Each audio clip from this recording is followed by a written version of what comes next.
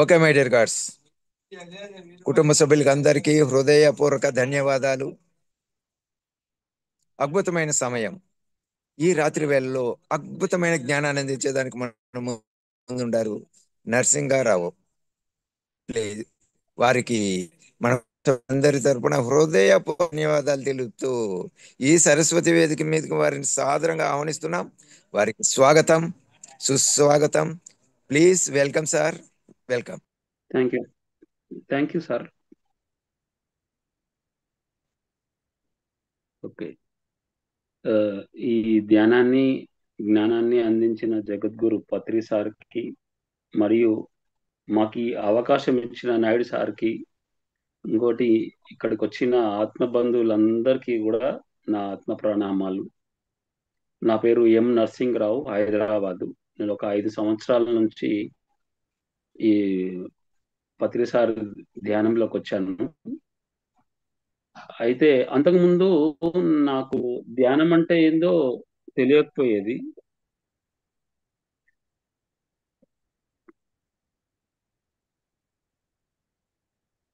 ఈ ధ్యానంలోకి వచ్చిన తర్వాత నా జీవితం అద్భుతంగా మారింది.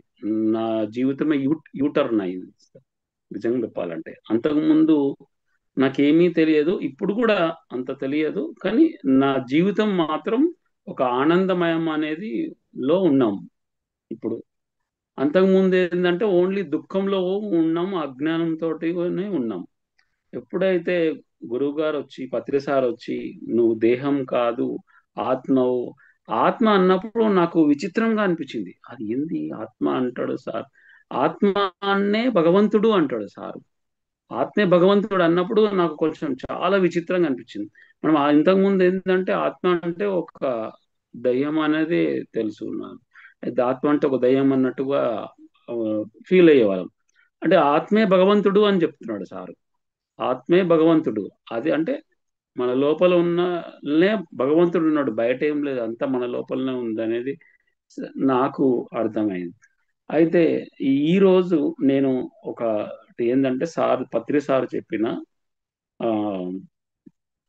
పాపము, ఉమ్, పశ్చాత్తాపము, పాయచిత్తము, పరిహారం, ఇది అద్భుతంగా నాకు సారు చెప్పిన ఈ ఈ ఈ పాపము, పశ్చాత్తాపము, పాయచిత్తము, పరిహారము అనేది నాకు చాలా బాగా అనిపించింది.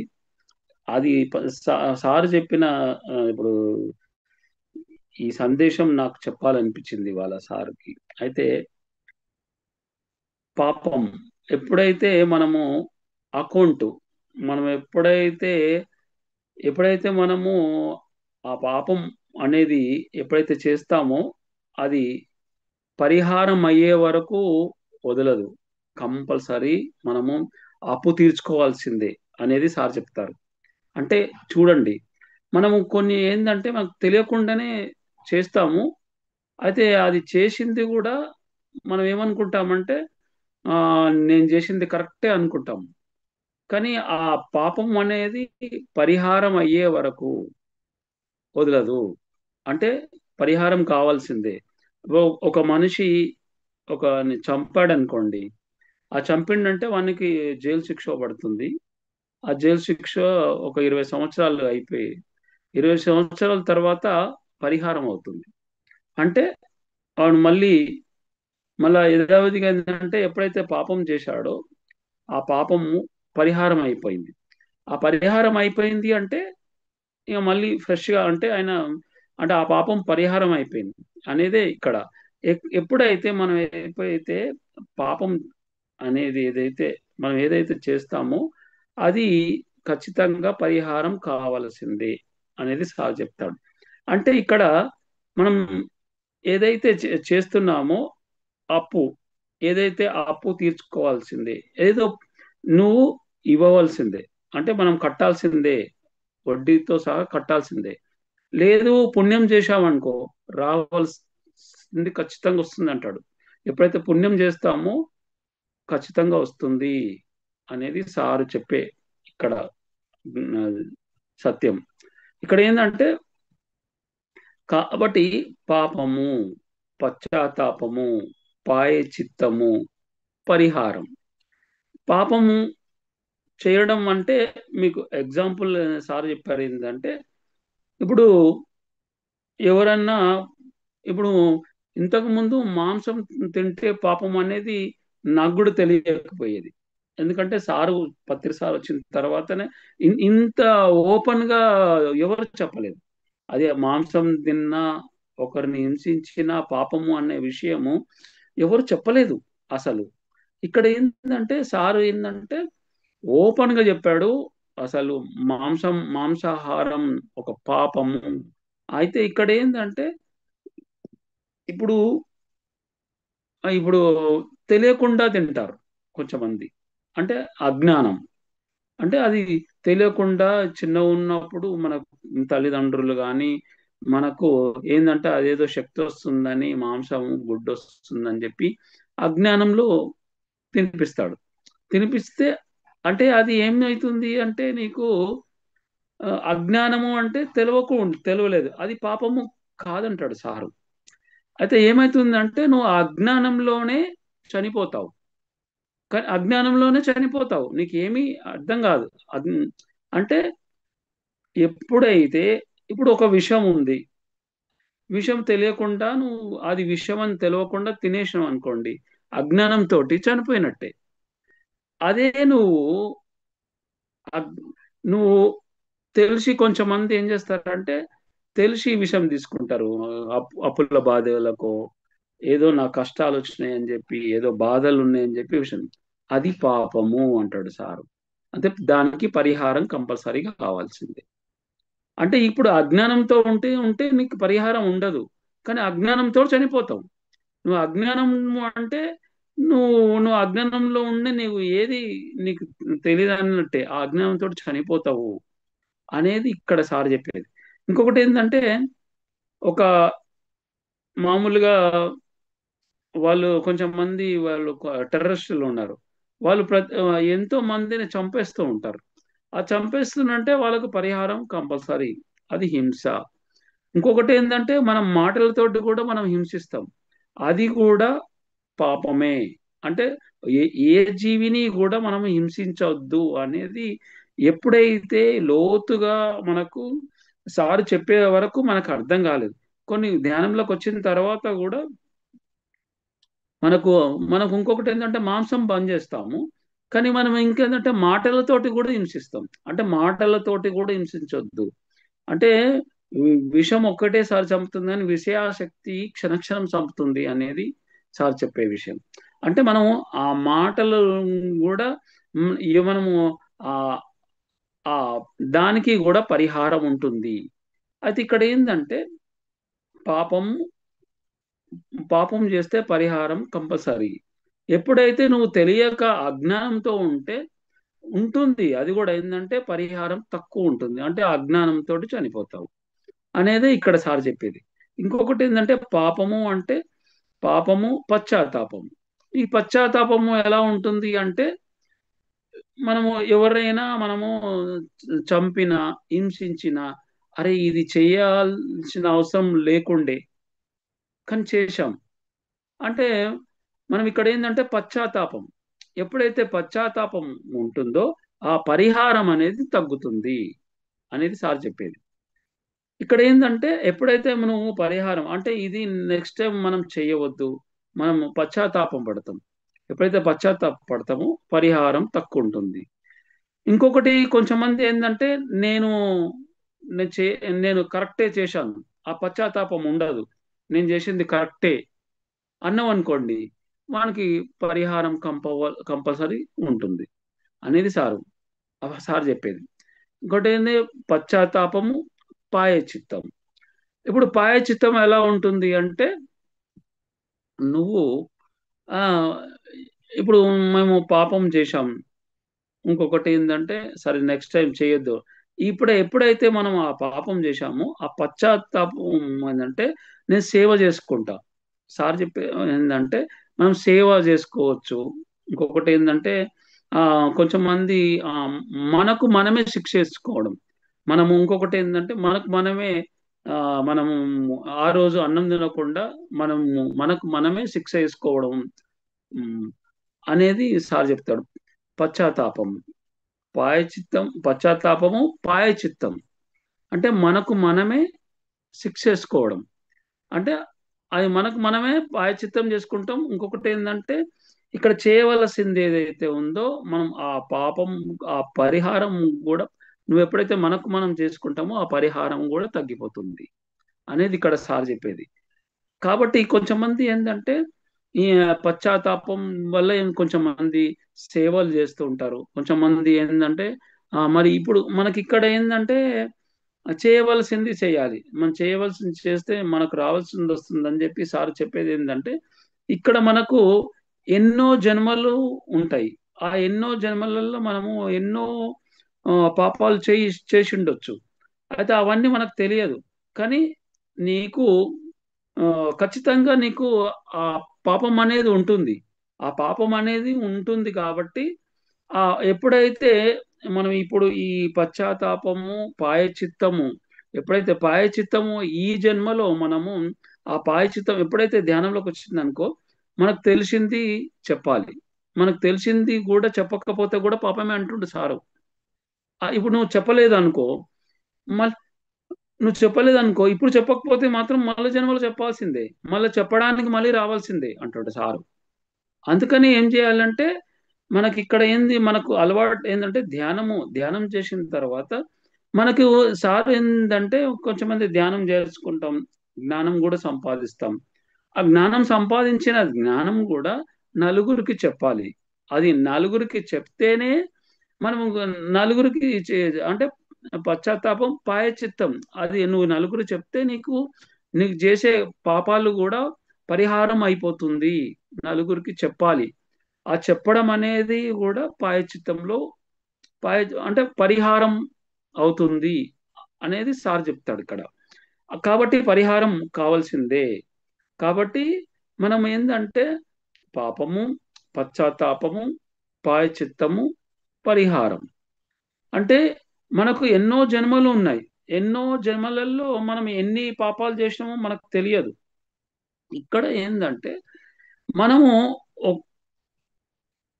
ఆ మనం ఇక్కడ ఏంటంటే ఎప్పుడైతే మనం వచ్చిన పని అయితే ఏదైతుందో మనం ఇక్కడ ఇప్పుడు ఆ ధ్యానము కానీ ధ్యాన ప్రచారం కానీ ఒక మంచి పని కానీ మనం చెప్తూ ఉండాలి. ఎప్పుడైతే చెప్తూ ఉంటామో అది పరిహారం జరిగిపోతుంది అనేది సార్ చెప్పేది. ఇక్కడ ఏంటంటే చెప్పాలి. చెప్పడం అనేది మనం ఇంకొకటి ఏంటంటే ఆ, ఇప్పుడు చాలా మంది ఇక్కడ ఆ, కొంచెం మంది ఏమనుకుంటారంటే ఎవరన్నా నిన్ను కొట్టినా తిట్టినా హింసించినా అంటే వాళ్ళు నువ్వు ఎవరైతే హింసిస్తావో వాళ్ళు నీకు వారే హింసించరు.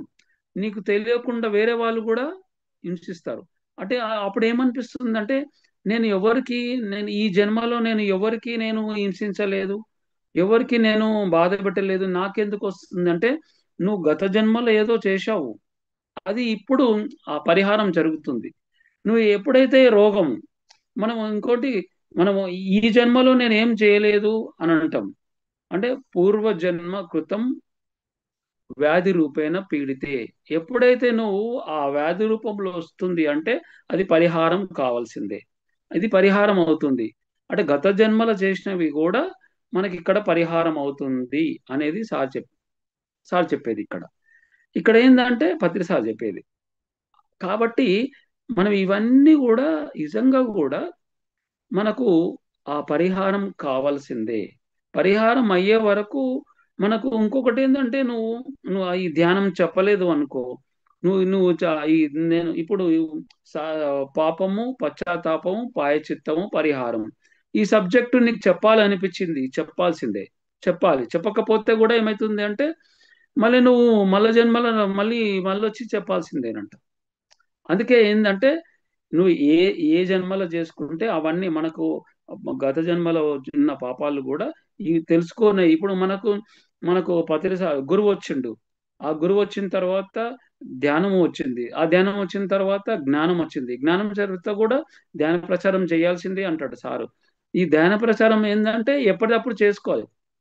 ఇప్పుడు నువ్వు చేయలేదు అనుకో, ఆ వడ్డీ ఉంటుంది. మళ్ళీ నువ్వు ఆ అప్పు తీర్చుకోవాల్సి అంటే వడ్డీ పెరుగుతుంది అట. ఈ జన్మలో చేసుకోలేదు అనుకో, ఇప్పుడు చేసుకోలేదు అనుకో, వడ్డీ పెరుగుతుంది. వడ్డీ అనేది పెరుగుతుంది. ఈ వడ్డీ వడ్డీ లేదు. వాళ్ళు ఏం చేస్తారంటే నీకు ఈ జన్మలో చేసుకోలేదనుకో, మళ్ళీ జన్మలో చేసుకోవాలనుకుంటాం. మనం ఎక్కడైతే మనము అక్కడ పోయిన తర్వాత మనం అక్కడ నువ్వు మనము ఎప్పుడైతే నువ్వు చనిపోయిన తర్వాత పైకి వెళ్ళిన తర్వాత మళ్ళీ రావాల్సిందే. మళ్ళీ రావాల్సిందే. అక్కడ ఓన్లీ నీకు రెస్ట్ మాత్రమే ఉంటుంది. రెస్ట్ మాత్రమే ఉంటుంది. కానీ నీకు మళ్ళీ నువ్వు చేసుకున్న పాపాలు మళ్ళీ మళ్ళీ భూమి మీదకి వచ్చి నువ్వు అనుభవించాల్సింది. ఆ రోగం కానీ నువ్వు ఈ పరిహారం కావాలి అంటే మళ్ళీ భూమి మీదకి రావాల్సిందే. నువ్వు అక్కడ పైలోకంలో పోయిన తర్వాత నీకు రెస్ట్ దొరుకుతుంది. వాళ్ళు ఏం చెప్తారంటే నీకు అయ్యా రెస్ట్ ఉండు అని చెప్తారు. అక్కడ ఏమైతుందంటే ఆ, పశ్చాత్తాపం ఉంటుంది. పశ్చాత్తాపం చేసుకుంటూ అక్కడ ఉండాల్సిందే. నువ్వు మళ్ళా పాయచిత్తం కావాలి అంటే మళ్ళా నువ్వు భూమి మీదకి రావాల్సిందే కొన్ని రోజులు. సరే నేను భూమి మీద కూడా నేను చేయను అంటే నువ్వు కొన్ని జన్మలు అక్కడే ఉండి నేను పశ్చాత్తాపం చేయను అని అనుకో, పరిహారం వాళ్ళ ఇష్టం, అది వాళ్ళు చేసుకుంటారు. లేదు, నేను పశ్చాత్తాపం పడి నేను మళ్ళీ భూమికి వెళ్తాను. భూమిలో నేను మళ్ళీ ఇన్ని కర్మలు నేను ఇన్ని పాపాలే చేసుకుంటాను ఈ జన్మలో. మరి ఈ జన్మలో ఇన్నే చేసుకుంటా అంటే సరే అన్నీ ఇస్తారు నీకు. నీకు నీకు కంప్లీట్ గా ఇవ్వాలని ఏమీ లేదు, నీ ఇష్టం. నీకు కొన్ని కావాలనుకుంటే కొన్నే ఇస్తారు. కొన్నే వచ్చిన తర్వాత మళ్ళీ నువ్వు ఇక్కడ మళ్ళీ భూమి మీదకి రావాల్సిందే. మళ్ళీ నువ్వు నీ పరిహారం భూమి మీదనే. నీకు పైన ఏమి లేదు. పైన ఓన్లీ నీకు రెస్ట్ మాత్రమే. వచ్చావా, రెస్ట్ తీసుకో. ఎందుకంటే మళ్ళీ ఇంకొకటి ఏంటంటే ఆ, మనము మీకు జనరల్ గా ఒకటి చెప్తా చూడండి. మన మన భూలోకంలో కూడా నువ్వు రాంగ్ సైడ్ నువ్వు బండి తీసుకెళ్ళాం అనుకోండి, రాంగ్ సైడ్ లో బండి పెట్టినా రాంగ్ సైడ్ వచ్చినా గానీ మనకు పోలీసు వాళ్ళు పట్టుకుంటారు. ఆ పోలీసు వాళ్ళు పట్టుకున్నప్పుడు ఏం చేస్తారంటే నీకు నీకు అక్కడ చాలానే వేస్తారు. అంటే అప్పుడు ఏమైతుందంటే నువ్వు పశ్చాత్తాపం అంటే సార్ నేను పశ్చాత్తాపం అంటే సార్ నేను ఈ బండి మళ్ళీ నేను పెట్టాను సార్. సారీ సార్, ఏం అనుకోవద్దు సార్. నేను మళ్ళీ నెక్స్ట్ టైం నేను ఇక్కడ నేను పెట్టను అన్నాం అనుకోండి. సరే నాయనా, నువ్వు నెక్స్ట్ టైం పెట్టను, చాలా నెయ్యాడు. చాలా వేయకుండా నువ్వు మళ్ళీ నెక్స్ట్ టైం ఇక్కడ రాంగ్ సైడ్ పెట్టొద్దు అని పోలీసు వాళ్ళు చెప్తారు. అయితే ఇక్కడ ఏంటంటే నువ్వు నెక్స్ట్ టైం కూడా నువ్వు అది పెట్టావనుకోండి, నెక్స్ట్ టైం మళ్ళీ బండి పెట్టావనుకోండి, చిట్టి రాసి కోర్టుకు పంపిస్తాడు. కోర్టుకు పోయిన తర్వాత ఏమవుతుందంటే అక్కడ కోర్టులో ఏం చేస్తాడంటే అయ్యా నువ్వు రాంగ్ సైడ్ పెట్టావు కాబట్టి నువ్వు ఇక్కడ నువ్వు ఇంత చాలా వేయాలని అన్నావు అనుకోండి. సార్ మళ్ళీ నేను కొన్ని కొన్ని నేను కొన్ని ఇంత కట్టలేను, ఒక 10 రూపాయలు కడతావా, 20 రూపాయలు కడతావా అంటే సార్ నేను అన్ని రూపాయలు కట్టలేము అన్నావు అనుకోండి, తగ్గిస్తాడు. అంటే నువ్వు రాంగ్ సైడ్ పెడితే నువ్వు అన్ని డబ్బులు 100 రూపాయలు వేస్తావా, 200 వేస్తావా అన్నావు అనుకో, ఇంకా 500 కూడా వేస్తాడు. అంటే మన ఎంబడి కర్మదేవతలు ఉంటారు. సార్ చెప్పేది ఏంటంటే మన మనంబడి కంపల్సరీ కర్మదేవతలు ఉంటారు.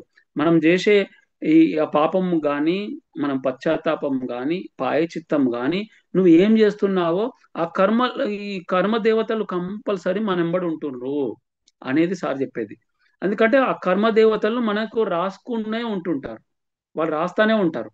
ఆ కర్మ దేవతలు రాసి మళ్ళీ మనకు అక్కడ పెడతారు. అక్కడ అక్కడ పోయిన తర్వాత మనకు ఆకాశ రికార్డు చూపిస్తారు. ఆకాశ రికార్డులో నువ్వు ఇన్ని పాపాలు చేసినావు అని చెప్పి చూపిస్తారు. అప్పుడు ఏమవుతుంది అంటే పాయచిత్తం అవుతుంది. అంటే నేను చేయవలసింది లేకుండే. అయితే ఇంకొకటి ఏంటంటే నువ్వు ఎంత పాపం చేశావో అంత పాపం, నువ్వు ఏదైతే చేశావో, ఎంత హింస చేశావో అంత హింస కూడా నువ్వు పడాల్సిందే. నువ్వు ఒక మేకను కొలిచినప్పుడు ఎంత హింస పడ్డావో నువ్వు కూడా అంత అంత హింస పడితేనే పరి పరిహారం జరుగుతుంది. లేదు అంటే మళ్ళీ ఆ పాపం మళ్ళీ వడ్డీతో సహా ఉంటుంది. కాబట్టి ఈ కర్మదేవతలు కంపల్సరీ. ఎప్పుడైతే మనం కోర్టుకు వెళ్తాం, ఆ కోర్టుకు వెళ్ళిన తర్వాత లేదు లేదు సార్, నువ్వు ఖచ్చితంగా మీరు అంతగనం ఇంత అన్నావు అనుకోండి, పరిహారం నువ్వు కట్టాల్సింది అన్నావు అనుకోండి, అట్లెట్లా కడతారు అని నువ్వు అన్నావు అనుకోండి, వాళ్ళు తీసుకుపోయి మళ్ళీ కూడా నిన్ను జైల్లో కూడా వేస్తారు. ఆ పరిహారం ఇంకోటి శిక్ష ఎక్కువ కూడా పడుతుంది. ఎప్పుడైతే సార్ నేను పశ్చాత్తాపం పడుతున్నాను, నాకు కొద్దిగా నేను అంతా కట్టలేను అన్నావు అనుకోండి, నీకు ఆ పరిహారం అనేది తగ్గిస్తుంటూ. అట్లే మనకు కూడా అక్కడ కర్మదేవతలు మనం మనకు ఎప్పుడైతే చెప్తామో, ఇప్పుడు ఇంకొకటి ఏంటంటే ఆ పరిహారం తగ్గుతుంది. పశ్చాత్తాపం, ఇప్పుడు ఈ ధ్యానం చెప్తే కూడా, ధ్యానం గాని మనం చేయవలసింది ఆత్మకు సంబంధించిన ఆ, సేవ చేయాలి. ఆత్మకు సంబంధించిన ఆ, సేవ, ఆత్మకు సంబంధించిన సహాయం చెయ్యాలి. అప్పుడే మనకు మనకు అద్భుతంగా మనకు పరిహారం జరుగుతుంది అనేది ఇక్కడ సార్ చెప్పే విషయం. కాబట్టి మనము పాపము, పశ్చాత్తాపము, పాయచిత్తము, పరిహారము, పరిహారం మాత్రం తప్పదు. కాబట్టి మనము ప్రతిదీ కూడా మన ఇంకొకటి ఏంటంటే ఆ సార్ ఒకటి చెప్పాడు. ఒక అమ్మ ఉంది. ఆమె ఏం చేస్తుందంటే, ఆమెకు ఆ, డబ్బు ఉంటుంది, కానీ ఆమెకు తాగుబోతూ భర్త దొరుకుతాడు. అయితే ఈమె ఉద్యోగం చేస్తేనే, ఆయన ఉద్యోగం చేసి ఆమెను పోషిస్తూ ఉంటాడు, డబ్బు ఉంది. అలాగే ఏమైంది అంటే, ఆమెకు ఒక కొడుకుకి మాటలు రావు, ఫిట్స్ వస్తాయి. ఇంకొక ఆమెకేమో పడుకొని ఉంటాడు, ఆయన పుట్టినప్పుడే పడుకొని ఉంటాడు, అలా పోతూనే అయితే ఇంకొక ఏంటంటే ఆ, ఇంకోటి ఇంకో ముగ్గురు ఉంటారు. అయితే మళ్ళీ ఇంకొకటి ఏంటంటే, ఆమెకు ఈ తాగుబోతు హస్బెండ్, తాగుబోతు మొగుడు ఉంటాడు. ఆయన ఎప్పుడు నాకు డబ్బులు కావాలని లాక్కొని పోతుంటాడు. అంటే ఆమెకు ఎప్పుడు కష్టాలే. మరి ఇప్పుడు ఏమైతుందంటే, తర్వాత ఏమైందంటే ఇంకొక అబ్బాయి చనిపోతాడు. మంచిగున్న అబ్బాయి చనిపోతాడు. అలా ఇవన్నీ వచ్చినప్పుడు ఏమైతుందంటే వాళ్ళకి ఆ అప్పుడు ఒకసారి ఒక గురువు దగ్గరకు పోతే, ఒక గురువు చెప్తాడంట. ఇట్లా మనకు పత్రిసారి ఏం చెప్తాడంటే, పత్రిసారి దగ్గరికి వచ్చారంట. వస్తే ఏంది సార్, నాకు ఇట్లా జరిగింది, ఇలా ఎందుకు జరుగుతుంది అంటే, నువ్వు వచ్చేటప్పుడు ఈ జన్మలోనే నాకు ఉన్న అప్పు పాపాలన్నీ కంప్లీట్ గా ఈ జన్మలోనే నేను కంప్లీట్ చేస్తా. అంటే నేను ఇక్కడ మా ఫ్రెండ్ ఒక ఆయన చూశాను, నేను బ్రాహ్మణపల్లిలో. నేను చూసింది ఏంటంటే, ఆయనకు ఆల్రెడీ పేషెంట్ ఆయన. Already patient. ఇంకొకటి ఏంటంటే, ఆయనకు నలుగురు ఆడపిల్లలు. ఆ నలుగురు ఆడపిల్లలు రెండో అమ్మాయికి యాక్సిడెంట్ జరిగింది, నడుము కంప్లీట్ ఇరిగిపోయింది.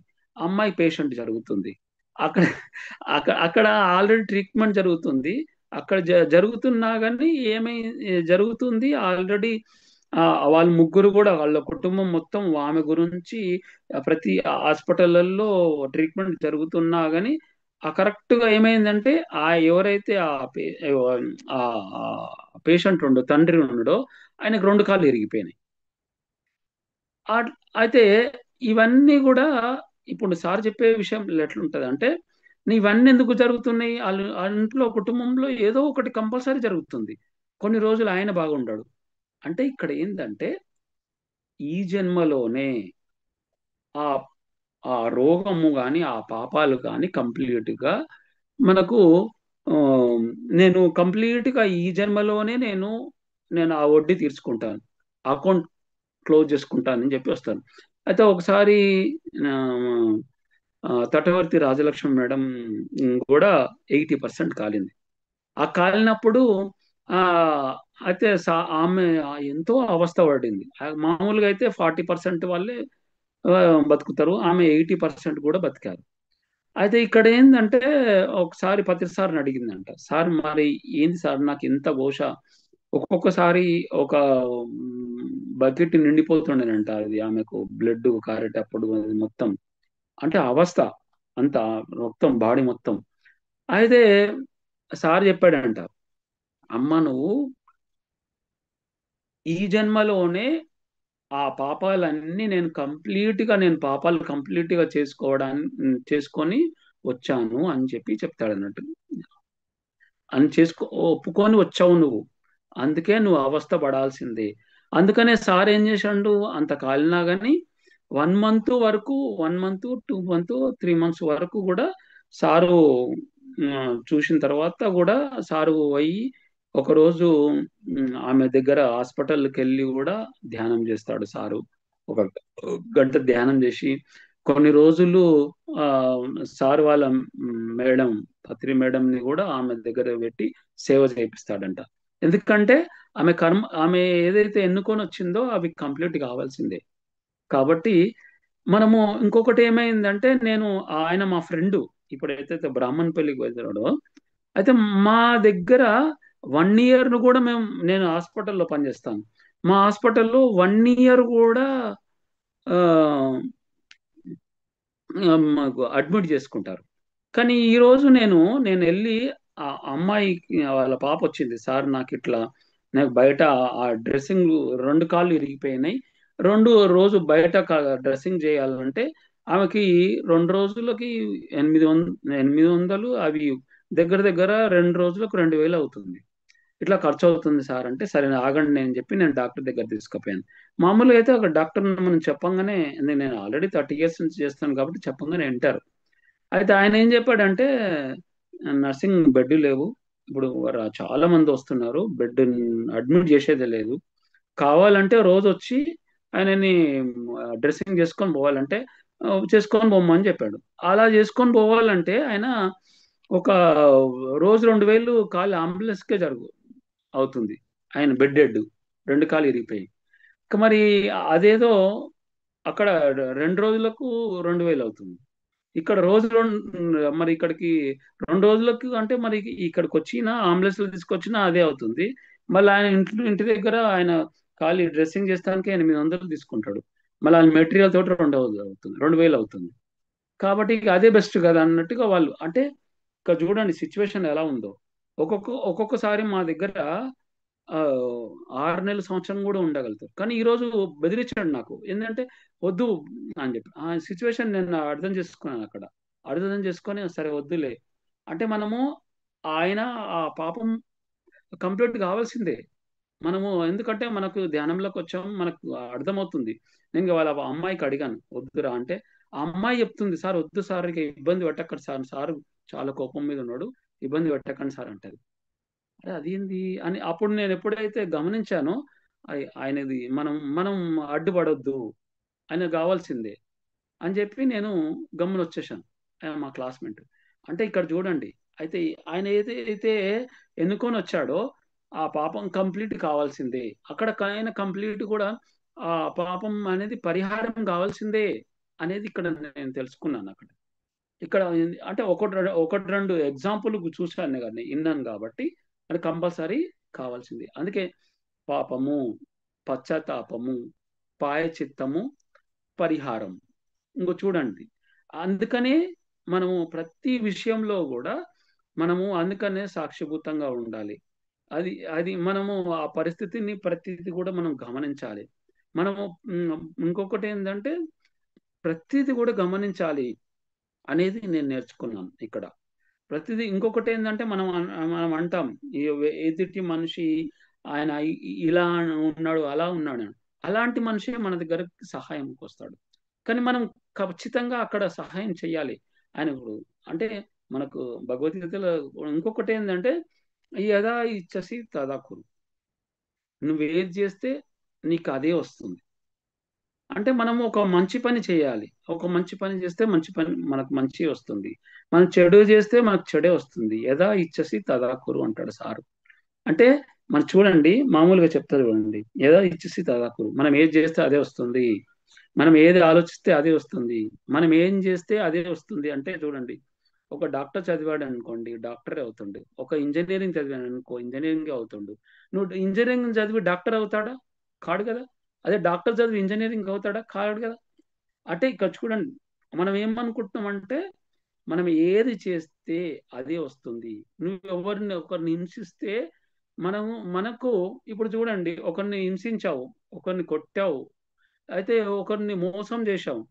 అప్పుడు ఏమవుతుందంటే ఆయనే మనని హింసించే అవసరం లేదు, ఆయన్నే మోసం చేసిన అవసరం లేదు, ఆయనే కొట్టే అవసరం లేదు. ఆయన వేరే వాళ్ళ నుంచి కూడా వస్తుంది మనకి.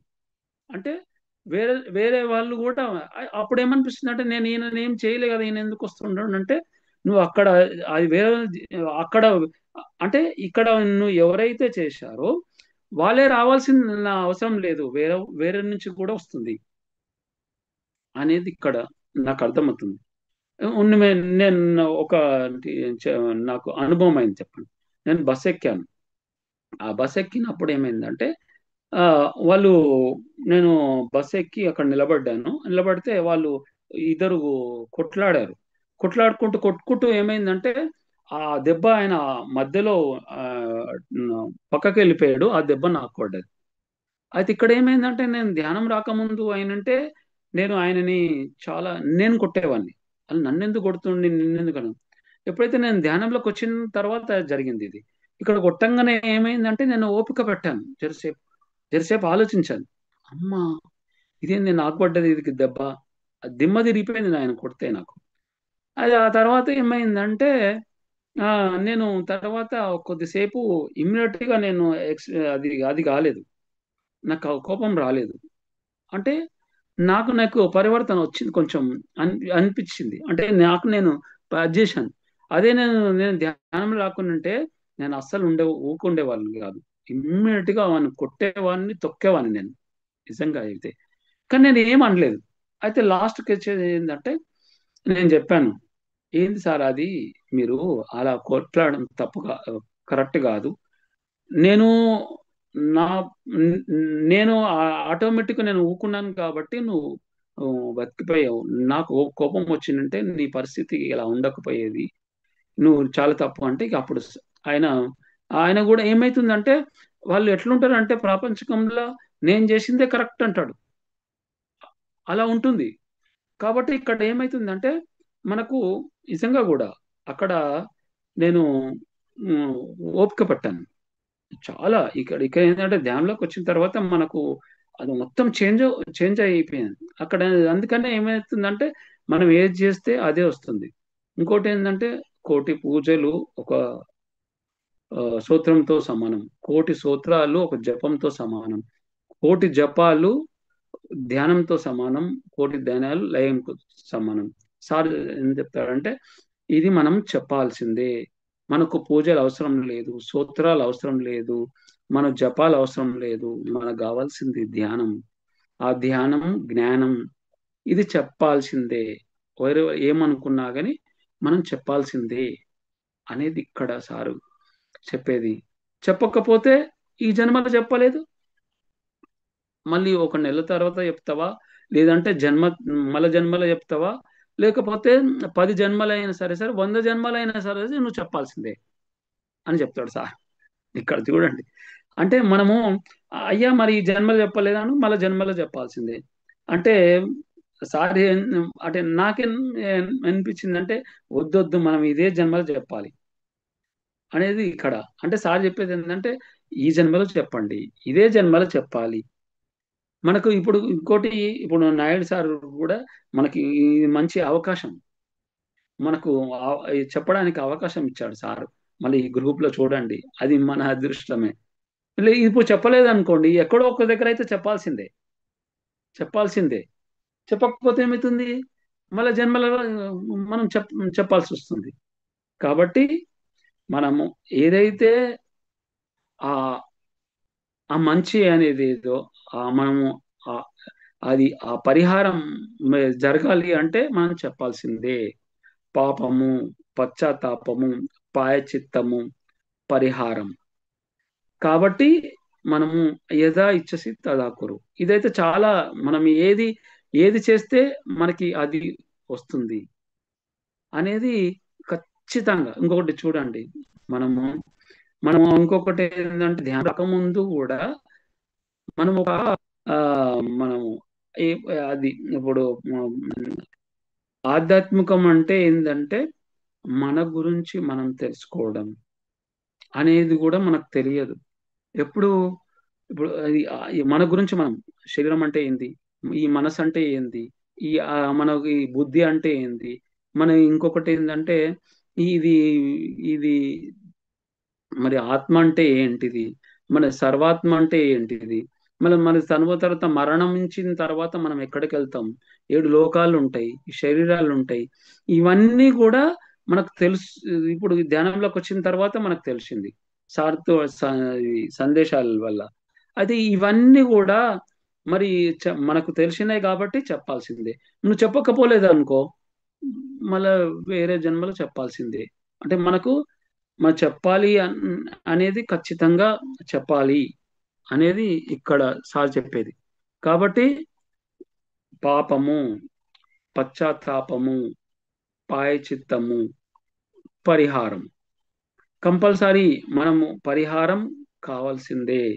పరిహారం కాలేదు అనుకోండి, మళ్ళీ మళ్ళా ఇక్కడ ఏంటంటే ప్రాయశ్చిత్తం, సేవ చేసుకోవడం. చూడండి మనకు మంచి అవకాశం. ఇప్పుడు ఇంకొకటి ఏంటంటే, నేను మనకు ఆ సేవ చేసుకుంటూ ఉంటే కూడా మనం ఎంతో ఆనందం. ఒకరి సహాయం చేస్తే, ఇప్పుడు ధ్యానం రాకముందు ఆ సేవ చేసినా గానీ ఆ ఆనందం అనేది ఫీలింగ్ కాకపోయే వాళ్ళం. ఇప్పుడు చూడండి, ఒకరికి సహాయం చేస్తే వాళ్ళు ఎదుటే వాళ్ళ ఆనందం కంటే మనకే ఎక్కువ ఆనందంగా అనిపిస్తుంది. చూడండి అనేది ఇక్కడ బాగా ఆ, మనకు తెలుస్తుంది. కాబట్టి ఇంకొకటి ఏంటంటే, ఈ మనకు ప్రతిసారి ఏం చెప్తారంటే, కర్మదేవతలు మన కర్మను రాస్తూనే ఉంటారు. మళ్ళీ ఇక్కడ ఏంటంటే, మనం ఏదైతే చెప్తూ ఉన్నామో, మనం ఎంత ఎంత చేస్తున్నామో అంత పొందుతున్నాము ఆనందం. చూడండి ఇంకొకటి ఏంటంటే, అందుకనే ఇప్పుడు రాముడు కృష్ణుడు మరి వాళ్ళకు అన్ని పుణ్యాలు ఎందుకు చెప్పండి? ఎందుకంటే వాళ్ళు ఎన్నో పుణ్యాలు చేశారు కాబట్టే వాళ్ళకి అన్ని పుణ్యాలు అంత. అందుకని ఇప్పుడు కొంచెం మందికి ఎంతో మరి ఇప్పుడు వాళ్ళు ఎంతో డబ్బు గల్ల వాళ్ళు ఉంటారు. ఇప్పుడు అంబానీ ఇంట్లో ఆ ఒక బాబు పుట్టాడు అంటే, ఆడు గత జన్మలో వాడు పెద్ద ఎన్నో పుణ్యం చేసుకున్నాడు, ఎంతో పుణ్యం చేసుకున్నాడు కాబట్టి ఆ అంబానీ పుట్టాడు. ఎందుకంటే ఇప్పుడు చూడండి, ఇప్పుడు ఒక డబ్బు గల్ల ఒక అంబానీ ఇంట్లో పుట్టాడు అంటే, వాడు మరి గత జన్మలో చేసుకున్నట్టే కదా పుణ్యం, ఎన్నో పుణ్యాలు చేసుకున్నాడు కాబట్టి వాడు పుణ్యాలు అన్నీ ఉంటాయి. కాబట్టి ఇక్కడ మనకి ఎప్పుడే రామకృష్ణుడు ఎన్ని పుణ్యాలు చేశారు, ఈ పుణ్యాలు వాళ్ళకు నువ్వు ఎంత చేస్తే అంత, నువ్వు ఎంత చేస్తే అంత, నువ్వు ఏది చేస్తే అంటే ఏదా ఇంకొకటి ఏంటంటే, చూడండి మనము పుట్టగానే ఆ పాపకి పాలు కావాలి. ఆ పాలు ఇవ్వడానికి ఒక తల్లిదండ్రుని పెట్టాడు. ఆ తల్లిదండ్రులకి తల్లిదండ్రులు పెట్టాడు. ఆ పాలు ఇవ్వగానే ఆయనకి ఆ చిన్న బాబుకి ఏం కావాలి, పాలతో పడుకుంటాడు. నీకు ఏది కావాలో అది వస్తుంది. అది కొంచెం పెద్దగా అయిన తర్వాత వానికి ఏం కావాలి అంటే, మరి చదువుకోవాలి. వానికి కావాల్సింది ఏంటంటే, ఉద్యోగం కావాలంటే చదువుకోవాలి. చదువుకోవాలంటే మరి ఉద్యోగం కావాలంటే, జీవించాలంటే మనం మరి డబ్బు కావాలి అంటే ఉద్యోగం కావాలి. కాబట్టి మనకు ఏది కావాలనుకుంటే అది వస్తుంది. నువ్వు మంచిగా చదువుకున్నావు అనుకోండి, మంచి ఉద్యోగం వస్తుంది. ఏం చదువుకోలేదు అనుకోండి, మామూలుగా వస్తుంది. అలా మనం ఏది చేస్తే అది వస్తుంది, ఏది చేస్తే అది వస్తుంది అనేది ఇక్కడ సారు చెప్పేదే. కాబట్టి అందుకని మనము అద్భుతంగా మనం ఈ మ్, పాపము, పశ్చాత్తాపము, ప్రాయశ్చిత్తము, పరిహారం, ఇది ప్రతి ఒక్కరూ తెలుసుకోవాలి. ప్రతి ఒక్కరూ తెలుసుకొని మనము కూడా మనం ఇక్కడ ఇంతకు ముందుకు వేరు, ఇప్పుడు మనం ఏది చేసినా కానీ ఇంకొకటి ఏంటంటే, మనకు తెలియకుండా కూడా మనం చేయగలుగుతాం. అప్పుడు ఏమైతుందంటే ఇప్పుడు ఈ ధ్యానంలో వచ్చిన తర్వాత ఇది మనం మళ్ళీ చేయవద్దు అనేది పశ్చాత్తాపం పడతాం. ఎప్పుడైతే పశ్చాత్తాప పడతామో మళ్ళీ నెక్స్ట్ టైం చేయం. అదే ఇక్కడ ఏమవుతుందంటే మనం ఇక్కడ నేను చేసింది కరెక్ట్, నేను మాట్లాడిందే కరెక్ట్, నేను చేసేది కరెక్టే చేస్తున్నాను, మనకు కావాల్సిందే అనుకుంటే మనకు ఆల్రెడీ పాపం మనకి మన దానికి పరిహారం ఉంటుంది అనేది ఇక్కడ సాధిపోయింది. కాబట్టి అద్భుతంగా మనకు పాపము, పాపము, ప్రాయశ్చిత్తము, పరిహారం. కాబట్టి మనము ఉమ్, ఇక్కడ మనము ప్రాయశ్చిత్తము, ఎందుకంటే మనని మనము అహింసించుకుంటాడు. ఇంకొకటి మహాత్మా గాంధీ అప్పుడు ఆ, మహాత్మా గాంధీ అంట, అది ఇప్పుడు హిందూ ముస్లిమ్స్ వాళ్ళు కొట్టుకుంటే ఈయన ఉపవాసం ఉండేది, తినకపోయేదంట ఆ రోజు. మీరు వాళ్ళు ఎందుకంటే ఈయన హింసించుకుంటుండే. ఇంకో చూడండి, అయితే ఇక్కడ ఏంటంటే ఇప్పుడు మామూలుగా అయితే మనము పాయిత్యము అనేది ఎప్పుడు మనకు మనం చేసుకుంటాం, మనం పాపం చేస్తే మనం. ఇప్పుడు వాళ్ళు వాళ్ళు హిందూ ముస్లిమ్స్ కొట్టుకుంటే కూడా ఈయన వినకపోయేది. అంటే అలా అయితే ఏమవుతుందంటే ఈయన ఏంటంటే నువ్వు ఇప్పుడు అందుకని ఆయన అన్ని పుణ్యాలు పొందాడు. ఓకే, నాకు ఈ అవకాశం వచ్చినందుకు థ్యాంక్ యూ సార్.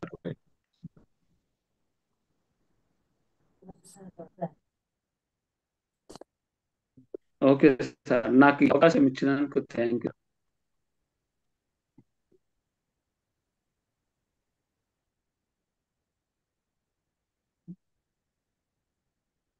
మేడం చెప్పండి.